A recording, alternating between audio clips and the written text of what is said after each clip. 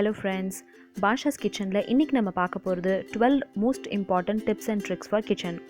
இந்த tips and tricks for kitchen வந்து நம்ம டே டு டே லைஃப்ல ரொம்ப யூஸ்ஃபுல்லா இருக்க போகுது. வாங்க இந்த tips and tricksலாம் என்ன அப்படின்றது பார்க்கலாம். Tip number 1. நம்ம வீட்ல டெய்லி செய்யற லெமன் ஜூஸ் பத்தி தான் இந்த டிப். லெமன் ஜூஸ் செய்யும்போது நம்ம யூசுவலா என்ன பண்ணுவோம்னா அதுல இருக்கிற ஜூஸை ஸ்க்யூஸ் பண்ணி இந்த மாதிரி எடுத்துட்டு அதோட தோலை தூக்கி போட்டுருவோம்.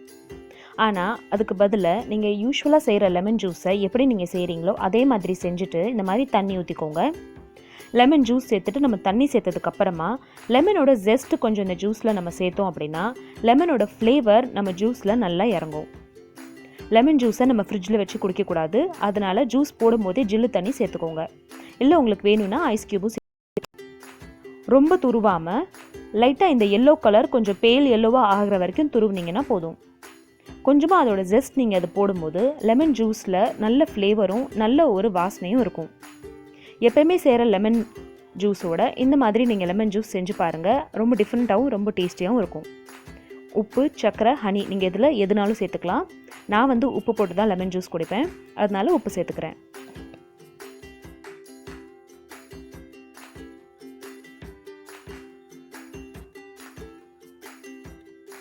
குழந்தைங்களோட ஸ்நாக்ஸ் பாக்ஸில் நம்ம யூஸ்வலாக ஆப்பிள் கட் பண்ணி வைக்கிறது உண்டு. ஆப்பிளை நம்ம அப்படியே முழுசாக வைக்க மாட்டோம், கட் பண்ணி தான் வைப்போம். கட் பண்ணி வைக்கிற ஆப்பிளோட கலர் பார்த்தீங்கன்னா சேஞ்ச் ஆயிரும் ஒரு ½ an hour நீங்கள் அப்படியே வச்சுட்டிங்கன்னா. ஸோ இந்த கலர் சேஞ்ச் ஆகாமல் இருக்கிறதுக்கு என்ன பண்ணலாம் அப்படின்றது தான் அடுத்த டிப். அதுக்கு ஃபஸ்ட்டு ஆப்பிளை எத்தனை பீசஸாக உங்களுக்கு வேணுமோ அத்தனை பீசஸாக கட் பண்ணி எடுத்துக்கோங்க. எல்லா பீசஸையும் மறுபடியும் சேர்த்து ஒரு ரப்பர் பேண்ட் போட்டுருங்க. இந்த மாதிரி ரப்பர் பேண்ட் போடும்போது ஆப்பிளுக்கு வந்து காற்று கிடைக்காது, ஸோ காற்று இல்லாததுனால அதோட கலர் சேஞ்ச் ஆகாது. சாப்பிடும்போது அப்படியே நீங்கள் வந்து ரப்பர் பேண்டை எடுத்துட்டிங்கன்னா நம்மளுக்கு பீசஸ் கிடச்சிரும், அதை நம்ம சாப்பிட்டுக்கலாம். ஸோ முழு ஆப்பிளில் ஒரு ரப்பர் பேண்ட் கட்டி இந்த மாதிரி டிஃபன் பாக்ஸில் கொடுத்தீங்கன்னா எவ்வளோ நேரம் ஆனாலும் அதோட கலர் சேஞ்ச் ஆகாது. சில சமயம் வீட்டில் தயிர் வந்து நம்ம ஃபுல்லாகவே காலி பண்ணிடுவோம். ஃபுல்லாக காலி ஆனதுக்கப்புறமா நம்மக்கிட்ட தயிர் உர ஊற்றுறதுக்கு கூட தயிர் இருக்காது. அந்த மாதிரி டைமில் இந்த மாதிரி பால் எடுத்து அதில் பச்சை மிளகாவை காம்பு கிள்ளி சேர்த்துக்கோங்க. இது ஒரு 8 hours அப்படியே விட்டிங்கன்னா தயிர் உறைஞ்சிரும். சில சமயம் வின்டரில் நம்மளுக்கு தயிர் சீக்கிரமாக உரையாது. அப்படி இருக்கும்போது நீங்கள் வந்து பச்சை மிளகாக்கு பதிலாக எலுமிச்சம்பழம் யூஸ் பண்ணிக்கலாம். நல்லா காய்ச்சி ஆற வச்ச பாலில் அரை எலுமிச்சம்பழம் புழிஞ்சு விட்டிங்கன்னா போதும், ஒரு 8 to 9 hours உங்களோட தயிர் வந்து உறைஞ்சிரும். பால் வந்து தண்ணி இல்லாமல் நல்லா காய்ச்சி எடுத்துக்கணும், அப்போ தான் நம்மளுக்கு கெட்டி தயிர் கிடைக்கும். கொட்டை இல்லாமல் லெமன் ஜூஸ் சேர்த்துக்கோங்க. அடுத்த டிப் குழந்தைங்களோட லஞ்ச் பாக்ஸ் கட்டுறது. குழந்தைங்களுக்கு யூஸ்வலாக சாம்பார் சாதம், ரசம் சாதம்லாம் பிடிக்காது. அவங்களுக்கு ரொம்ப பிடிச்சது பார்த்திங்கன்னா மிக்சட் ரைஸ் தான்.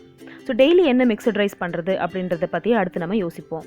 லெமன் ரைஸ், புளி சாதம், இதை தவிர நம்ம என்ன பண்ணலாம் அப்படின்னு பார்த்தீங்கன்னா நம்ம டெய்லி செய்கிற காய்கறியிலேயே கொஞ்சம் காயை எடுத்து அவங்களுக்கு தேவையான லஞ்ச் பாக்ஸ்க்கு தேவையான சாப்பாடையும் எடுத்து இந்த மாதிரி கிளறி கொடுக்கலாம். இந்த மாதிரி செய்யும்போது அவங்க காய் சாப்பிட்ட மாதிரியும் இருக்கும், ப்ளஸ் அவங்களுக்கு பிடிச்ச மிக்சட் ரைஸ் சாப்பிட்ட மாதிரியும் ஒரு ஃபீல் ஆகும். இப்போ இன்றைக்கி நான் கேரட் பீன்ஸ் பொரியல் தான் பண்ணேன், பட் அதில் கொஞ்சம் சாப்பாடை வந்து நான் அதில் மிக்ஸ் பண்ணி கிளறின சாதம் மாதிரி ஆக்கிட்டேன். கிளறின சாதம் பிடிக்காதவங்களுக்கு நீங்கள் கேரட் பீன்ஸ் பொரியலை தனியாக எடுத்து வச்சுக்கோங்க. இப்போ பாருங்கள், இந்த கிளறின சாதம் நான் லஞ்ச் பாக்ஸ்க்கு கட்டிட்டு எனக்கு கிளறின சாதம் பிடிக்கல அப்படின்றதுனால கொஞ்சம் கேரட் பீன்ஸ் பொரியலை தனியாக எடுத்து வச்சுக்கிட்டேன். இந்த கேரட் பீன்ஸ் பொரியலில் நான் தேங்காய் போடலை, அதனால கடைசியாக கார்னிஷ்க்கு கொஞ்சம் கொத்தமல்லியும் லெமனும் ஸ்க்யூஸ் பண்ணிக்கிறேன். டேஸ்டியான இந்த கலவை சாதம் ரெடி. அடுத்ததாக நம்ம செய்கிற காய் கூட்டில் உப்பு ஜாஸ்தி ஆயிடுச்சுன்னா என்ன பண்ணலாம்? யூஸ்வலாக நம்ம வந்து ட்ரையான காய் பண்ணுவோம், அப்படி இல்லைன்னா கூட்டு மாதிரி செய்வோம். ட்ரையான காய்கறிகள் உப்பு ஜாஸ்தி ஆயிடுச்சு அப்படின்னா சுத்தமாக நம்மளால் சாப்பிடவும் முடியாது, அதை வந்து நம்ம ஆல்டர்னேட் பண்ணவும் முடியாது. அந்த மாதிரி இருக்கும்போது நீங்கள் 2 டிப்ஸ் வந்து அதுக்கு ஃபாலோ பண்ணலாம். இப்போது இந்த கொத்தவரங்காய் பொரியலில் எனக்கு உப்பு ஜாஸ்தி ஆயிடுச்சு அப்படின்னா நான் என்ன பண்ணலான்னா கொஞ்சம் தேங்காய் அரைச்சி இதில் விடலாம். அப்படி வீட்டில் தேங்காய் இல்லை அப்படின்னா 2 டேபிள் ஸ்பூன் கடலை மாவை நல்லா ட்ரை ரோஸ்ட் பண்ணிவிட்டு இதில் சேர்த்துக்கோங்க. பச்சையாக சேர்த்துக்க வேண்டாம், ட்ரை ரோஸ்ட் பண்ணி சேர்த்துக்கோங்க. கொஞ்சம் நம்மளோட காயோட டேஸ்ட் மாறும், ஆனால் உப்பு வந்து பேலன்ஸ் ஆயிரும். அடுத்த டிப், ரவையில் பூச்சி வராமல் இருக்கிறதுக்கு என்ன பண்ணுறது? ரவையில் பூச்சி வராமல் இருக்கிறதுக்கு நீங்கள் 2 டிப்ஸ் யூஸ் பண்ணலாம். ஒன்று நீங்கள் ரவையை ஃப்ரிட்ஜில் ஸ்டோர் பண்ணணும். அப்படி இல்லைன்னா ரவையை ட்ரை ரோஸ்ட் பண்ணி ஒரு ஏர்டைட் கண்டெய்னரில் போட்டு வச்சுக்கணும். இந்த 2 மெத்தட்லேயும் வந்து உங்களுக்கு பூச்சி வராது. நான் வந்து யூஸ்வலாக என்ன பண்ணுவேன்னா ஃப்ரிட்ஜில் வச்சுருவேன். எப்போ தேவைப்படுமோ அப்போ தான் வறுத்துக்குவேன். ஆனால் நீங்கள் ஆஃபீஸ் கோயர்ஸாக இருக்கீங்க அப்படின்னா நீங்கள் வறுத்து ஏர்டைட் கண்டெய்னரில் போட்டு வச்சுக்கோங்க. மார்னிங் ஹரிபரியில் நீங்கள் பிரேக்ஃபாஸ்ட் ப்ரிப்பேர் பண்ணும்போது உட்காந்து ரவையை நீங்கள் வறுத்துட்ருக்க வேண்டிய அவசியம் இல்லை. டைரெக்டாக அப்படியே நீங்கள் அதில் உப்புமா செஞ்சிடலாம்.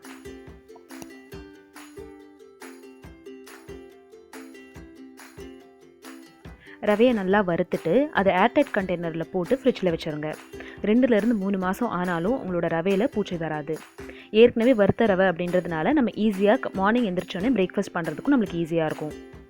இதே மாதிரி நீங்கள் ஜீரக சம்பா கோதுமை ரவையிலையும் பண்ணலாம். ராகி மாவும் இதே மாதிரி நீங்கள் வறுத்து எடுத்து வச்சுக்கலாம். அடுத்த டிப், குழம்புல உப்பு ஜாஸ்தி ஆயிடுச்சுன்னா என்ன பண்ணலான்னு. இது நம்ம டெய்லி லைஃப்பில் நம்ம சந்திக்கிற ஒரு முக்கியமான ஒரு ப்ராப்ளம். குழம்பு டேஸ்ட்டாக இருக்கும், ஆனால் உப்பு ஜாஸ்தி ஆயிரும். மத்தியானம் வச்ச குழம்பு நீங்கள் நைட் சாப்பிடும்போது இன்னும் ஜாஸ்தியாக உப்பு இருக்கிற மாதிரி உங்களுக்கு தெரியும்.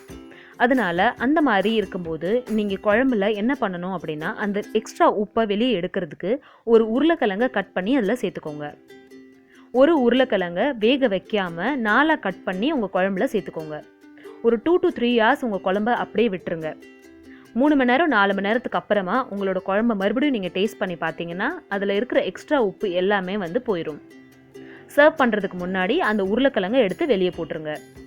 ஏன்னா உருளைக்கிழங்கு ஃபுல்லாக உப்பு இருக்கும். ஸோ அதனை வந்து நம்ம சாப்பிட முடியாது. இந்த குழம்பு நான் தேங்காய் போட்டு பண்ணியிருக்கேன். நீங்கள் உருளைக்கிழங்கை தேங்காய் போட்டு குழம்புலையும் போடலாம், இல்லைனா புளி போட்ட குழம்புலையும் பண்ணலாம். உங்ககிட்ட உருளைக்கிழங்கு அந்த டைமில் இல்லை அப்படின்னா நீங்கள் வந்து அதில் க்ரீமும் சேர்த்துக்கலாம். க்ரீம் சேர்த்துக்கிட்டிங்கனாலும் உங்களுக்கு குழம்புல இருக்கிற உப்பு கம்மியாயிரும்.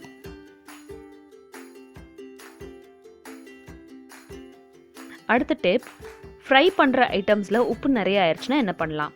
இது வந்து நீங்கள் வாழைக்காய் ஃப்ரையாக இருக்கலாம், இல்லை வந்து எந்த நான்வெஜிடேரியன் ஃப்ரையாக கூட இருக்கலாம், ஃபிஷ் ஃப்ரையாக இருக்கலாம், இல்லை ப்ரான்ஸ் ஃப்ரையாக இருக்கலாம். இந்த மாதிரி ஃப்ரை பண்ணுற போது நம்ம மசாலா போடுவோம். மசாலா போட்டதுக்கப்புறமா நீங்கள் எப்போயுமே யூஸ்வலாக வந்து அதை செக் பண்ணிக்கோங்க. செக் பண்ணிவிட்டு அதுக்கப்புறமா ஃப்ரை பண்ணுங்கள். செக் பண்ணும்போதே உங்களுக்கு வந்து தெரிஞ்சிடும் உப்பு நிறையா இருக்கா இல்லை கம்மியாக இருக்கா அப்படின்னு சொல்லிட்டு. இப்போ உப்பு நிறைய ஆயிடுச்சு இந்த மாதிரி ஸ்டேஜில் அப்படின்னா ஃப்ரை பண்ணுறதுக்கு முன்னாடி அதில் 1 இல்லை 2 டேபிள் ஸ்பூன் மைதா மாவு சேர்த்துக்கோங்க.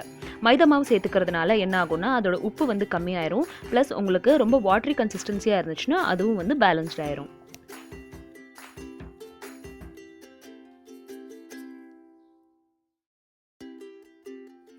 சாஃப்டான சப்பாத்தி செய்யறதுக்கு 3 டிப்ஸ் நான் சொல்கிறேன். மாவை கொஞ்சம் லூஸாக பிசைஞ்சுக்கோங்க. மாவு பிசையும் போது 2 டீஸ்பூன் பால் அதில் நீங்கள் கலந்துக்கோங்க. மாவை பிசைஞ்சிட்டு 15-20 நிமிஷத்துக்கு அப்படியே வச்சுருங்க. அப்போ தான் உங்களுக்கு சாஃப்டான சப்பாத்தி கிடைக்கும். அடுத்து ஒரு காமனான ப்ராப்ளம், முட்டை குழம்பு செய்யும்போது முட்டை வந்து நம்மளுக்கு ரொம்ப வெந்து திரியாக ஆயிரும். அந்த மாதிரி ஆகாமல் இருக்கணும்னா முட்டையை நல்லா பக்கத்தில் போய் ட்ராப் பண்ணணும். இப்போ இந்த முட்டை பாருங்கள், நான் மேலேருந்து ட்ராப் பண்ணதுனால அதோட எல்லோ வந்து உடஞ்சிருச்சு. ஸோ எல்லோ உடஞ்சி அதுக்கு வந்து ஹீட் பாஸ் ஆகும்போது நம்மளோட முட்டை வந்து திரியாக ஆகும். ஸோ இப்போ அடுத்த முட்டை பாருங்கள், அதை உடச்சி நல்லா பக்கத்தில் போய் நீங்கள் வந்து ட்ராப் பண்ணிங்க அப்படின்னா அதோட எல்லோ வந்து உடையாமல் இருக்கும். நம்மளோட முட்டை குழம்பு திரியாக ஆகாமல் இருக்கும். அடுத்த டிப், வீக்கெண்டில் செய்யக்கூடிய இந்த நான்வெஜிடேரியன் ஐட்டம்ஸ்லாம் கொஞ்சம் காரம் நிறையா போட்டுட்டோம் அப்படின்னா என்ன செய்யறதுன்னு பார்க்கலாம். காரம் நிறையா போட்டுட்டீங்க அப்படின்னா அதுக்கு 3 மெத்தட் இருக்குது. அதை சரி பண்ணுறதுக்கு ஒன்று நீங்கள் தேங்காய் பேஸ்ட் அரைச்சி விடலாம். அப்படி இல்லைன்னா ஃப்ரெஷ் க்ரீம் சேர்த்துக்கலாம். 2-3 டேபிள் ஸ்பூன் ஃப்ரெஷ் க்ரீம் சேர்த்திங்கன்னா போதும். ஆனால் அதை குக் பண்ணக்கூடாது. அப்படியும் இல்லைன்னா 2 to 3 டேபிள் ஸ்பூன் வந்து நீங்கள் தயிர் சேர்த்துக்கலாம். தயிர் சேர்க்கறதுனால அதோட காரம் வந்து அடிச்சிடும். இப்போ நீங்கள் வறுவல் செய்கிறீங்க, அதில் காரம் நிறைய ஆயிடுச்சு அப்படின்னா தேங்காவை துருவி சேர்த்துக்கோங்க. இதே குழம்பு செய்யும்போது உங்களுக்கு வந்து காரம் நிறைய ஆயிடுச்சுன்னா தேங்காவை பேஸ்ட்டாக சேர்த்துக்கணும். ஃப்ரெஷ் க்ரீம் சேர்த்துக்கும் போது தேங்காய் போட்டிருக்கோமான்னு பாருங்கள். புளி போட்டுட்டு அதில் க்ரீம் சேர்த்துக்காதீங்க. அதோட 2 டேஸ்ட்டும் வந்து ரொம்ப கான்ட்ரவர்சலாக இருக்கும். கடைசி டிப்பையும் பார்த்துட்டு உங்களுக்கு எந்த டிப்ஸ் ரொம்ப பிடிச்சிருந்தது அப்படின்றது எனக்கு கமெண்ட் செக்ஷனில் சொல்லுங்கள். இந்த வீடியோ உங்களுக்கு யூஸ்ஃபுல்லாக இருந்துச்சுன்னா இந்த வீடியோக்கு ஒரு லைக் கொடுங்க. அண்ட் என்னோட சேனலை ஃபர்ஸ்ட் டைம் பார்க்குறீங்கன்னா கண்டிப்பாக சப்ஸ்கிரைப் பண்ணுங்கள். இதே மாதிரி கிச்சன் டிப்ஸ் பார்ட் 1 நீங்கள் பார்க்கணும் அப்படின்னா என்னோட டிஸ்கிரிப்ஷன் பாக்ஸில் லிங்க் பாருங்கள். அடுத்த டிப்ஸ் வந்து நிறைய என்னோட சப்ஸ்கிரைபர்ஸ் கேட்ட டிப்ஸ், ட்ரை ஃப்ரூட்ஸ்லாம் எப்படி ஸ்டோர் பண்ணணும்னு. யூஸ்வலாக நம்ம கிஷ்மிஷ், பாதாம், அப்புறம் வந்து முந்திரி பருப்பு இது எல்லாத்தையுமே வந்து டெய்லி எடுத்துக்க மாட்டோம். அதனால நம்மளுக்கு எப்போ தேவையோ அப்போ தான் எடுப்போம். அந்த மாதிரி இருக்கிற எல்லா ட்ரை ஃப்ரூட்ஸையும் இந்த மாதிரி ஒரு ஏர் கண்டெய்னர் பாக்ஸில் போட்டு நீங்கள் ஃப்ரிட்ஜில் வச்சுருங்க. எப்போ உங்களுக்கு தேவையோ அப்போ நீங்கள் எடுத்து அதை ட்ரை ரோஸ்ட் பண்ணியோ இல்லை பாயசத்துக்கும் யூஸ் பண்ணிக்கலாம். இந்த மாதிரி ஸ்டோர் பண்ணிங்கன்னா உங்களோட ட்ரை ஃப்ரூட்ஸில் பூச்சியே வராது, எவ்வளோ நாள் ஆனாலும் கெட்டு போகாமல் இருக்கும். இந்த வீடியோவில் இருக்கிற எந்த டிப்ஸ் உங்களுக்கு ரொம்ப யூஸ்ஃபுல்லாக இருந்துச்சு அப்படின்றத எனக்கு கமெண்ட் செக்ஷனில் கண்டிப்பாக சொல்லுங்கள். தேங்க்யூ ஸோ மச் ஃபார் வாட்சிங். பாய்.